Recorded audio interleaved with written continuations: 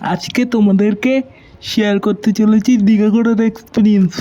Flashback. Hey guys, কেমন আছো তোমরা? আশা করি ভালো আছো। ভালো তো থাকতে হবে, যেহেতু তোমরা আমার ফ্যামিলি মেম্বার। আর তোমাদেরকে শেয়ার করতে চলেছি আজকে দীঘা ঘোরার স্পেশাল ব্লগ। তোমরা হয়তো থাম্বনেল থেকে বুঝতেই পেরেছো যে এটা কী নিয়ে ব্লগটা হতে চলেছে। হ্যাঁ, এটা দীঘার ব্লগ হতে চলেছে। ভেবো না যে আমি গিয়েছি, আমার ভাইপোরা গিয়েছিল। আমার ভাইপো তো অফিসিয়াল ক্যামেরাম্যান না, তাও আমার জন্য দু একটা টেক তোলে। তাই যাওয়া আসার টেক ভাইপোরা তুলতে পারিনি, কিন্তু দীঘা ঘোরার সমস্ত টেক তোমরা পেয়ে যাবে। তোমাদেরকে বলতেই ভুলে গেলাম, এটা হলো দীঘার মেরিন ড্রাইভ। তোমরা ভিউটা এনজয় করো। এরপরে আমার ভাইপোরা গিয়েছিল মন্দারমণি সি বিচ। তো তোমরা মন্দারমণি সি বিচ গিয়েছো কিনা কমেন্টে আমাকে বলবা। তোমরা এখন ওল দীঘায় সমুদ্রের বিকেলের মুহূর্তটা দেখছো।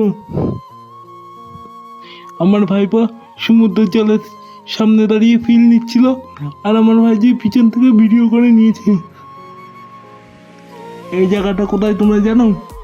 এটা হলো সেই তাজপুর। এখন আর কিছু বললাম না, এই জায়গাটা দেখে আমি একটু ইমোশনাল হয়ে গেলাম। তো এই জায়গাটার বিষয়ে কিছু স্ক্রিনে লিখে দিচ্ছি, তোমরা দেখে নিও। আমার ভাইপোরা রুমে যাওয়ার সময় একটা ব্রিজের ওপর দিয়ে যাচ্ছিল। ব্রিজের নিচে তোমরা দেখো কি সুন্দর একটা নদী চলে গেছে। কত লোকেরা এখানে মাছ ধরছে তোমরা দেখো। দেখো গাইস, রাত্রিবেলা দীঘা সি বিচ কতটা শুনশান। আমার ভাইপোরা রাত 10টার দিকে সমুদ্রের থেকে ঘুরে যখন হোটেলের দিকে যাচ্ছিল, তখন দেখে সমুদ্রের জল শুধু পাগলের মতন এপার আর ওপার হয়ে যাচ্ছিল। আমার ভাইপোরা যেদিন বাড়ি আসছিল সেদিন ছিল উল্টো রথ। তাই ওরা ভাবলো যে এই সময় দীঘার জগন্নাথ মন্দির না দেখে আসলে হয়। তাই ওরা চলে গেছিল দীঘার মন্দির দেখতে। তোমরা হয়তো জানো মন্দিরের ভিতরে ক্যামেরা এলাও থাকে না, তাই আমার ভাইপো যতটা পেরেছে বাড়ির থেকে মন্দিরটা ভিডিও ক্যাপচার করেছে। মন্দির দেখে বাইরে এসে ভাইপোরা রথ দেখছিল। এইটা হলো মন্দিরের বাইরের থেকে লুক।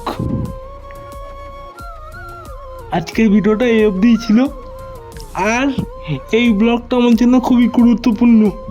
খুবই খাটতে হয়েছে। আমার এই খাটনির জন্য একটা লাইক ও সাবস্ক্রাইবটা করে দিও।